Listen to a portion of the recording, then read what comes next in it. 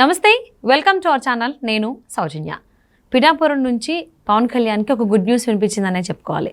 పిఠాపురం మాజీ ఎమ్మెల్యే అలాగే TDP senior నాయకుడు అయినటువంటి ఎస్విఎస్ఎన్ వర్మ గారు ఒక స్టేట్మెంట్ ఇచ్చారు. ఒకవేళ పవన్ కళ్యాణ్ కనుక పోటీ చేయకపోతే నేనే పోటీ చేసేవాడిని అనేసి. కానీ పొత్తులో భాగంగా పిఠాపురం జనసేనకి కేటాయించబడింది కాబట్టి పవన్ కళ్యాణ్ని గెలిపించుకోవాల్సిన బాధ్యత మేము తీసుకుంటాము. నేను నా అనుచరులు కూడా పవన్ కళ్యాణ్ గెలిపించుకోవడానికి కృషి చేస్తామని చెప్పడం అనేది చాలా హర్షించదగ్గ విషయం. మరి ఈ అంశానికి సంబంధించి మనతో మాట్లాడడానికి, వారి విశ్లేషణని మనతో పంచుకోవడానికి ఈరోజు మనతో పాటు ఉన్నారు టీటీడీపీ స్పోక్స్ పర్సన్ డాక్టర్ ఏస్ రావు గారు ఉన్నారు. వారితో మాట్లాడదాం. నమస్తే అండి. సో పిఠాపురం నుంచి పవన్ కళ్యాణ్ పోటీ చేస్తున్నారు అంటే టీడీపీ సీనియర్ నాయకులు ఎవరైతే ఉన్నారో వర్మ గారు కొంచెం అసంతృప్తితో ఉన్నారు. ఎందుకంటే ఆయన అక్కడి నుంచి పోటీ చేద్దాం అనుకున్నారు. బట్ ఇప్పుడు ఆయన ఫస్ట్ ఆఫ్ ఆల్ ఆయన పార్టీ నుంచి బయటకు వస్తారేమో అనేటువంటి ఆలోచన వచ్చింది. బట్ ఇప్పుడు ఆయన పవన్ కళ్యాణ్కి సపోర్ట్గా మాట్లాడుతుండడం వింటూ ఉన్నాం. సో ఈ అంశాన్ని మనం ఏ విధంగా చూసుకోవాలంటారు? చూడండి, ఇప్పుడు పిఠాపురం నుంచి పవన్ కళ్యాణ్ గారికి పోటీ చేస్తారు, పవన్ కళ్యాణ్ గారు పోటీ చేస్తారని అనౌన్స్ చేయడం జరిగింది. అవును. చేసిన తర్వాత ఆయన సిట్టింగ్ ఎమ్మెల్యే ఉండి అక్కడ నుంచి సిట్టింగ్ ఎమ్మెల్యే ఉన్నాడు కాబట్టి నేనే పోటీ చేస్తా అని సిట్టింగ్ ఉంది వదిలేసి పక్కన వేరే తీసుకోమని డిమాండ్ రావడం సర్వసాధారణం. పొత్తులో భాగంగా మనం పవన్ కళ్యాణ్ గారికి కూడా అత్యంత ప్రాధాన్యత ఇవ్వడం జరుగుతుంది పొత్తులో. ఈ పొత్తులో ఉన్నటువంటి 3 పార్టీలకు ఒక పార్టీ అధినాయకుడు. ఆ టికెట్ ఆయన కోరినప్పుడు ఖచ్చితంగా దాని మీద తర్జన భర్జన లేకుండా ఆయనకి ఇవ్వడం అనివార్యం కూడా. అలాంటి పరిస్థితిలో కొంత పార్టీ పైన అలిగే అవకాశం ఉంటుంది. అందుకే పార్టీ పైన వాళ్ళకి హక్కు ఉంది. పార్టీ నాయకులు కాబట్టి పార్టీ అధిష్టానం పైన కొంచెం అలక జరుగుతుంది. తర్వాత పార్టీకి సంబంధించిన వ్యక్తులు, నాయకులు వాళ్ళని బుజ్జగించి సంజాయించి కన్విన్స్ చేసి తర్వాత కంటిన్యూగా మళ్ళీ పార్టీకి పనిచేసే విధంగా వాళ్ళని మోల్డ్ చేయడం జరుగుతుంది. అదే ఇక్కడ జరిగింది. అదే ఇక్కడ జరిగింది. ఎందుకంటే వర్మ గారు కూడా ఒక పరిపక్వత చెందినటువంటి నాయకుడు, ఒక ఎక్స్పీరియన్స్ లీడర్ కాబట్టి వారికి కూడా తెలుసు, ఒకవేళ నేను రెబల్గా పోటీ చేసి పవన్ కళ్యాణ్ గారిని ఓడించే ప్రయత్నం చేస్తే రేపు మళ్ళీ నా రాజకీయ భవిష్యత్తు ఉండదు, నాకు కూడా రాజకీయ భవిష్యత్తు ఉండదు. నేను ఇక్కడ సహకరించి పవన్ కళ్యాణ్ గెలిపిస్తే రానున్న అధికారం ఈ కూటమి మీద అధికారం ఖచ్చితంగా అధికారంకి వస్తుంది. కూటమి వచ్చినప్పుడు తర్వాత నాకు వేరే సముచిత స్థానంలో నాకు అకామిడేట్ చేస్తారు, నా రాజకీయ భవిష్యత్తు కూడా ఏ విధమైన దోకా ఉండదని చెప్పేసి వారు ఆలోచనకు వచ్చి ఖచ్చితంగా పవన్ కళ్యాణ్ గారికి నేను మద్దతు ఇస్తాను, వాళ్ళని గెలిపించే బాధ్యత కూడా నేను తీసుకుంటాను కూడా చెప్పడం జరిగింది. అదేవిధంగా తెలుగుదేశం శ్రేణులు కానీ బీజేపీ కార్యకర్తలు అందరూ కూడా ఏకతాటిపై నిల్చుని పవన్ కళ్యాణ్ గారికి ఖచ్చితంగా ఘన విజయం సాధించి పెడతాం.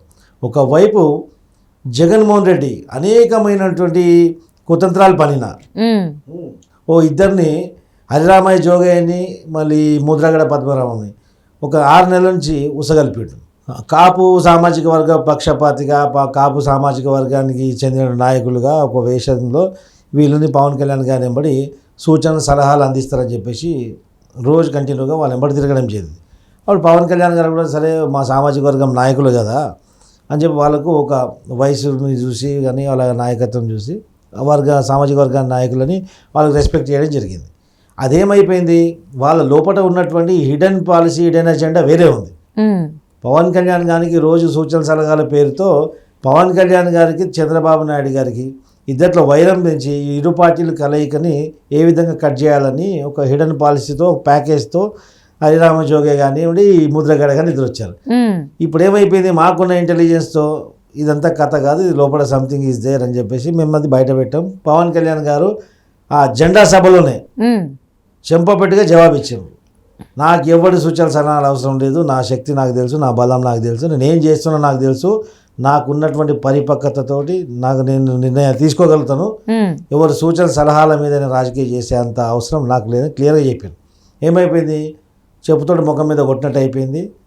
ఇక మన కథలు చెల్లవని చెప్పేసి వాళ్ళకి తెలిసిపోయింది, వాళ్ళు రాసిన స్క్రిప్ట్ ఎవరు చదివేవాళ్ళని తెలిసిపోయింది. మళ్ళీ జగన్మోహన్ రెడ్డి దగ్గర పోయినారు. ఆ కాపు పక్షపాతి ముసుగు అనేది పీకి పక్కకు పడేసిండ్రు. కాపు ముసుగు పోయిన తర్వాత తేలిందేంది, కరుడు కట్టిన వైసీపీ ఏజెంట్లు ఇద్దరు, కులాన్నే మోసం చేసినటువంటి దుర్మార్గులు, కులద్రోహులు. వాళ్ళు ఇప్పుడు మళ్ళీ ముద్రగడ కొడుకు టికెట్ ఇప్పించుకొని ఆయన కండవా కప్పుకొని ఇప్పుడు పవన్ కళ్యాణ్ పిఠాపురంలో పోటీ చేస్తారని కాపు సామాజిక ఓట్లు ఆయనకు పడకుండా చీల్చే కార్యక్రమాలు వాళ్ళు చేస్తున్నారు. ఎంత చేసినా వాళ్ళు ఆ వయసులో కూడా ఇలాంటి దుర్మార్గానికి పాల్పడుతుంటే ప్రజలందరూ దాన్ని చూశారు. వాళ్ళు ఏం చెప్పినా, వాళ్ళు మొత్తం బట్టలు ఇప్పుకొని పిఠాపురంలో తిరిగినా కానీ వాళ్ళకి ఎవరు ఓటు వేసే ప్రసక్తి లేదు. పవన్ కళ్యాణ్ గారు భారీ మెజార్టీతో అక్కడ గెలుస్తున్నారు. మీ అందరం కూటమి నాయకులం అందరం కూడా తెలుగుదేశం ముఖ్యంగా మా భుజస్కంధాల పైన ఆ బాధ్యత తీసుకుంటాం. పవన్ కళ్యాణ్ గారిని మేము గెలిపించి తీరుతాం, అది కూడా భారీ మెజారిటీతో. యాక్చువల్లీ ఇదే మాట వినిపిస్తోంది. కానీ పిఠాపురం మాజీ ఎమ్మెల్యే ఎవరైతే ఉన్నారో వర్మ గారు, సో ఆయన పోటీ చేద్దాం అనుకున్న స్థానం నుంచి పవన్ కళ్యాణ్ని అనౌన్స్ చేసింది. అంటే పొత్తులాట వెళ్ళినప్పుడు కొన్ని అసంతృప్తితో ఉన్నారు. టీడీపీ నుంచి బయటకు వచ్చి వేరే పార్టీలో చేరేటువంటి అవకాశాలు ఉన్నాయని చెప్పేసి చాలా ఊహాగానాలు వచ్చాయి. ఏం జరగడం వల్ల వర్మ గారు ఇలా మారి పవన్ కళ్యాణ్కి సపోర్ట్ చేస్తామనేటువంటి కామెంట్స్ చేయడం జరుగుతుంది? చూడండి, ఒకసారి అలిగినప్పుడు కోపంతో ఉన్నప్పుడు మనిషి మైండ్ అనేది అంత కరెక్ట్గా ఉండదు. ఓకే, కోపం ఎన్ని రోజులు ఉంటుంది? 1, 2 రోజులు, 3 రోజులు. తర్వాత వారు కూడా ప్రజలకు వెళ్తున్నప్పుడు పబ్లిక్ మైండ్ అనేది పబ్లిక్ మూడ్ ఏ విధంగా ఉంది, ఓటర్ల మైండ్ సెట్ ఏ విధంగా ఉన్నది గమనించారు వారు కూడా. ఇప్పుడు ఉన్నటువంటి 3 పార్టీలు ప్రధానంగా ఈ యొక్క రాజకీయ వ్యవస్థలో ఈ పోటీలో ఉన్నటువంటి 3 పార్టీలే. 3 పార్టీలు ఒక్కొక్క కూటమిపై ఒక వేదికపై వచ్చిన తర్వాత ఇక మిగిలింది ఎవరు? రాక్షస పరిపాలన కొనసాగిస్తున్నటువంటి రాక్షస పార్టీ వైఎస్ఆర్సీపీ. ఇక ఉంటే ప్రజల మేలు కోరే ఈ పార్టీలలో ఉండాలా, లేకుంటే రాక్షస పార్టీలు చేరి నువ్వు కూడా ఒక రాక్షసులుగా మారాలా. నువ్వు రాక్షసులు అవుతావా, ప్రజలకు నాయకుడు అవుతావా అనేది మీ మొత్తం మీద ఉంటుంది. అది తెలిసిపోయింది క్లియర్గా. మనం అక్కడ పోతే ఎక్కడ పోయినా కానీ ఏం చేయలేము, మన రాజకీయ భవిష్యత్తు ఉండదు. ఖచ్చితంగా ఈ మన పార్టీ వెంబడి ఉండి ఈ పార్టీ డిసైడ్ ఇచ్చినట్టు పార్టీ నిర్ణయానికి శిరస వహిస్తూ ఈ కూటమి తరఫు నుంచి ఏ నాయకుడికైతే టికెట్ అనౌన్స్ చేశారో పవన్ కళ్యాణ్ గారికి, వారికి అనుకూలంగా వారి విజయానికి సహకరించి తర్వాత పార్టీ పైన నేను సహకరించినను, పార్టీ యొక్క ఆదేశాలు శిరస వహించినను, నాకు సముచిత స్థానం కల్పించండి అని చెప్పి పార్టీకి డిమాండ్ చేస్తారు. పార్టీ కూడా యాక్సెప్ట్ చేస్తుంది, నో డౌట్ అట్ ఆల్. ఇది ఎప్పుడు జరిగే ప్రక్రియనే. ఓకే, సో అంటే ఇదే కాకుండా ఇంకో కామెంట్ కూడా జరిగింది వర్మ గారు. సో పవన్ కళ్యాణ్ గారు పోటీ చేస్తే ఎమ్మెల్యేగా ఒకవేళ పార్లమెంట్ నుంచి కనుక పోటీ చేస్తే నేనే పిఠాపురం నుంచి ఎమ్మెల్యేగా పోటీ చేస్తాను. ఎమ్మెల్యే అండ్ ఎంపీ 2 పోటీ చేస్తున్నారు పవన్ కళ్యాణ్ సమాచారం. ఒకవేళ ఎమ్మెల్యే ఎంపీ 2 గెలిచారనుకోండి, అంటే ఎంపీ అయితే ఇంకా పోటీ చేయను పవన్ కళ్యాణ్ గారు అన్నట్టుగానే తెలుస్తుంది. బట్ అంటే పవన్ కళ్యాణ్ ప్లేస్లో ఒకవేళ పవన్ కళ్యాణ్ ఎంపీ స్థానానికి వెళ్తే ఇక్కడ నుంచి ఎమ్మెల్యేగా నేనే పోటీ చేస్తా, ఆ ప్లేస్లో ఇంకెవరు వచ్చినా జనసేన నుంచి నేను సపోర్ట్ చేయనటువంటి కామెంట్స్ కూడా వర్మ గారు చేయడం జరిగింది. ఎందుకంటే ఒక సిట్టింగ్లో ఉన్నటువంటి ఎమ్మెల్యేకి ఖచ్చితంగా సిట్టింగ్ స్థానం సిట్టింగ్ ఉన్న వాళ్ళకి ఖచ్చితంగా ఇవ్వాల్సి వస్తుంది. పవన్ కళ్యాణ్ గారు ఆ టికెట్ ఆశించినప్పుడు ఖచ్చితంగా ఈ కూటమికి సంబంధించినటువంటి ఒక కూటమిలో ఉన్నటువంటి ప్రధాన పార్టీ యొక్క నాయకుడు కాబట్టి ఆయన అడిగిన టికెట్ మనం వద్దలేకపోతాం. ఇంకా వేరే సెకండ్, థర్డ్ క్యాడర్లో ఉన్న లీడర్స్ ఎవరైనా అడిగితే ఇది కాదని మీకు అక్కడ అకామిడేట్ చేస్తాము, అక్కడ తీసుకోండి అని ఒక ఒత్తిడి తేవడం జరుగుతుంది. కానీ ఒక పార్టీ నాయకుడే ఆ టికెట్ మీద ఆశించినప్పుడు ఖచ్చితంగా ఆ ఈక్వేషన్స్ లేవచ్చి వస్తుంది. వర్మ గారు కూడా పెట్టిన డిమాండ్ సబబే. ఏ విధంగా అంటే ఆయన ఇవ్వకపోతే నాకు వేరే వాళ్ళకి మాత్రం నేను ఇవ్వను, నేను పోటీ చేస్తాను. ఆల్మోస్ట్ ఆల్ పవన్ కళ్యాణ్ గారికి డిసైడ్ అయిపోయింది. కలిసి పోటీ అందరూ కలిసి పనిచేస్తారు. పవన్ కళ్యాణ్ గారికి కంపల్సరీ మేము విజయం చేకూరుస్తాం.